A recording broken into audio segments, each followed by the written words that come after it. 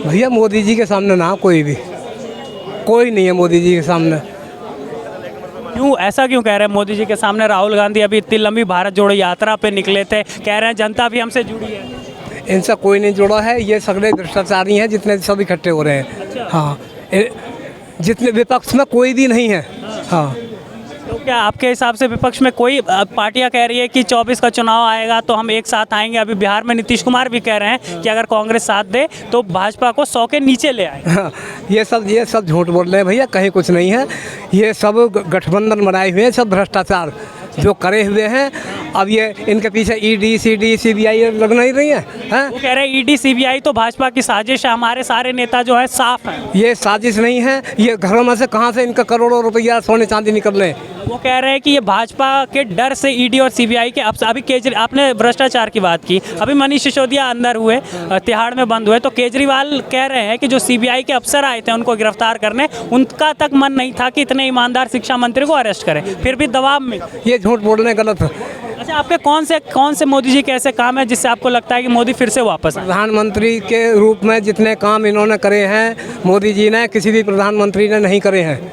क्या काम इन्होंने करे हैं? देखो, पहली बात तो भैया मैं भुक्तभोगी हूँ कि सिलेंडर जो है लाइन में लगे रहे हैं। हमने सिलेंडर दिया नहीं और पहली आवाज़ आ गई अंदर से, सिलेंडर ख़त्म हो गए, जाइए।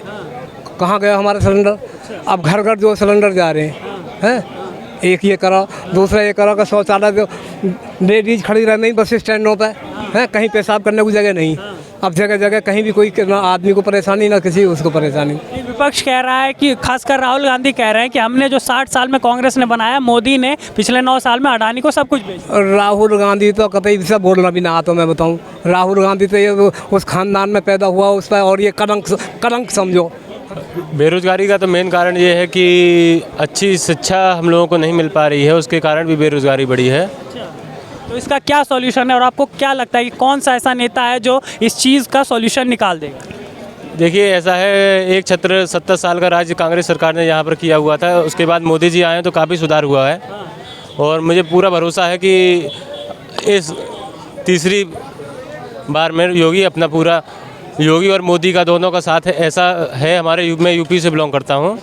हाँ, यूपी में कहाँ? यूपी में मैं अलीगढ़ ज़िले से बिलोंग करता हूँ और अतरौली विधानसभा से, जो कि हमारे माननीय बाबूजी कल्याण सिंह की विधानसभा रही है।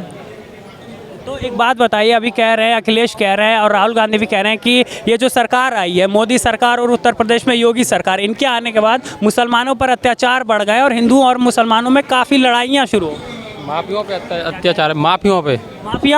हाँ, कह रहे गरीबों पे बुलडोजर चला के योगी अपनी। गरीबों को किसी पे नहीं चला। अच्छा, किसी पे नहीं चला। गरीब आदमी नहीं थे जिन पे चला है? कोई गरीब नहीं है। अच्छा नहीं। अच्छा, लग रहा है कि वहाँ पर खालिस्तान मूवमेंट जो है वो बढ़ गया है। अभी पुलिस स्टेशन पे भी हमला हुआ, पुलिस वालों को पीछे हटना।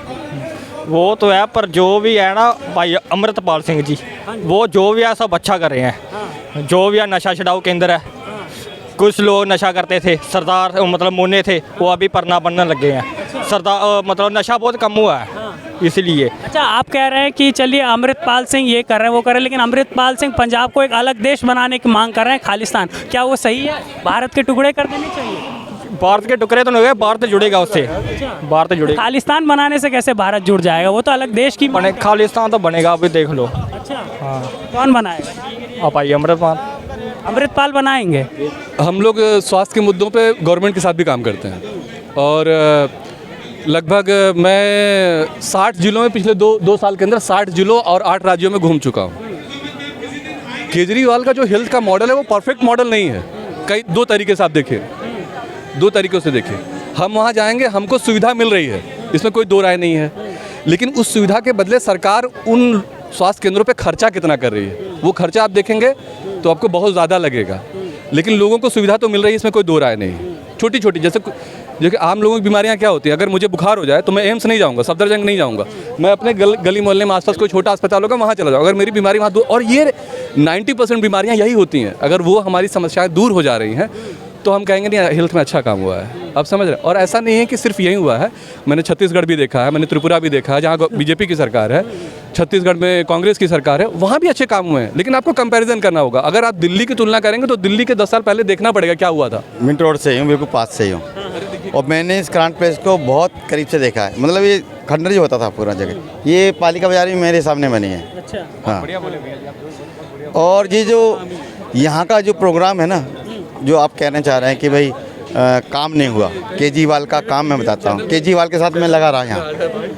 केजरीवाल इतना सुर्त आदमी है, इतना सुर्त आदमी है। इसने अपने बच्चों के लिए उनको पैसा दिया और उनको बुलाया बाहर से कि यहाँ पर मेरा वो करो, और जो भी है वो करो, और आके उनको बुला लिया। वो बेचारे करते रहे, और जिसका फ़ोन था ना, उसने फ़ोन बंद कर दिया। जब पैसे देने की बारी आई, उसने फ़ोन बंद कर दिया और वो भाग गया।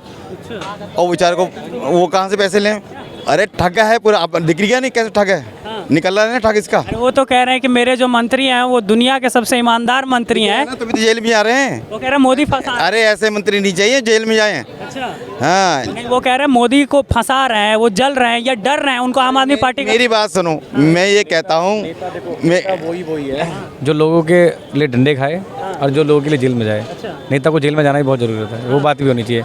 बाकी अब अंकल ने बोला, सर ने बोला कि पैसे ले लिए, तो भाई मैं किसी का विरोधी नहीं हूँ ना किसी का पक्षधर हूँ, पर ये तो मुझे भी लगता है, ये आपको भी नहीं लगता होगा कि सच बोला होगा। ये अब मेरा नहीं है वो व्यू, वो कोर्ट का व्यू है ना। और उसके अच्छा, मैं आपके साथ हूँ, सपोज है कोर्ट। अरे कोर्ट के तो आगे है ना पूरा सारा उसका। ये मुझे बताएंगे ईडी ने बोला है सर। ईडी से बात हुई है ना, अभी पेपर में आया ना।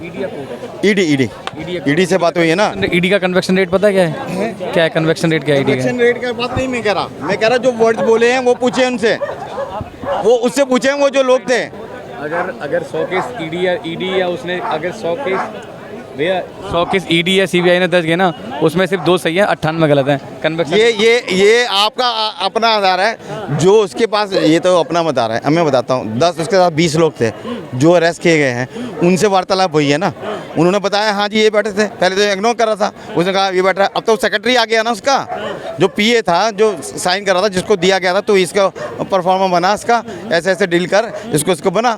जो उसने बनाया था वही बता रहा है अब तो कि इसने बनवाया था हमसे। अच्छा, ये जो सबने बोला, अब तो सबने बोला कि हाँ केजरीवाल का हाथ है इसमें। अच्छा, एक बात बताइए, आप कह रहे हैं, चलिए सिसोदिया पर आपकी बात समझ आ रही, लेकिन जो विपक्ष के नेताओं पर लगातार ईडी और सीबीआई के रेड हो रहे हैं, तो अभी कपिल सिब्बल ने कहा कि ईडी सीबीआई को रेड जो है वो उनको बताया कि भाजपा के भी नेता हैं, वो भी राजनीति करते हैं। मैं ये कह रहा हूँ, जो चोर होता है ना, यदि वो पकड़ा गया तो चोर है, सिंपल सी बात है। आप जो नहीं पकड़ा गया नहीं है चोर, अब आप पकड़े यार तो चोर कहोगे ना आप, बस सिंपल सी बात है। अच्छा, कौन नहीं तो। अच्छा, 2024 में क्या जाते हो? 2024 में क्या लगता है? 24 में मोदी के बगैर है ही नहीं कोई ऑप्शन। अब मैं आपसे बताता हूँ, राहुल गांधी नहीं। अब मैं बताता रहा हूँ, वो मैं ये कहता हूँ उसको बेकार ले आए हैं बेचारे की। उसके बच्चे भी है मेरे ख्याल से, शादी भी कर चुके हैं, ये बता नहीं रहे हैं लोग। मैं आपको बताता हूँ क्यों। जानकारी के क्या बिना जानकारी के अफवाह नहीं फैलाना चाहिए किसी के बारे में। अरे ये मैं ऐसा है, हिंदुस्तान की नेशनल पार्टी है कांग्रेस। आप राहुल गांधी को जानकारी है इस चीज़ की? तो मुझे जैसे ही वो राहुल बोलता है, जैसे ही राहुल इल्जाम लगा रहे हैं। नहीं, राहुल गांधी के ऊपर नहीं, राहुल गांधी इस देश के राष्ट्रीय पार्टी के एक नेता हैं। आप किसी के ऊपर इस तरह बिना तथ्यों के आरोप नहीं लगा सकते हैं। नहीं है वो, अब सांसद है, वो सांसद हैं। अगर कोई मजबूत नेता है तो राहुल गांधी हैं। अच्छा, कोई नेता नहीं है इसके अलावा। फिर बाकी विपक्षी पार्टियां उन्हें क्यों मजबूत नेता नहीं मानती है? मजबूत नेता मान रही, लेकिन बाकी जो पार्टियां विपक्ष की जो क्षेत्रीय पार्टियां हैं जो राज्यों में हैं, वो इसलिए जो है केंद्र जो राहुल गांधी जी हैं, इनकी पार्टी को जो है अपने क्षेत्र में अपनी गढ़ को मजबूत रखना चाहते हैं। उन्हें पता है कि अगर हम इनके साथ गठबंधन करेंगे तो अपने क्षेत्र में, अपने राज्य में कमजोर पड़ जाएंगे, जो कि वो क्षेत्रीय राजनीति कर रहे हैं। मतलब वो चाहते हैं कि मैं अपने क्षेत्र में मजबूत बना रहा हूँ, जैसे कि अशोक गहलोत जी ने कहा किया। उन विपक्ष का कोई नेता है राहुल गांधी जी की टक्कर में? कौन सा नहीं है उनके आगे? उसको बोलना, आप मुझे बताओ, उसमें उसके शब्द को बताओ मुझे, कहाँ अच्छा बोलता है। किसी शब्द को कोड करके, किसी के शब्द को कोड करके अब उसको टारगेट करना ठीक नहीं है। पहचान कैसे होती है सर जी? काम करने से होती है। किसी का नाम होता है ना, उसके काम से गिना जाता है। मोदी जी का काम है तो नाम से गिना जाता है।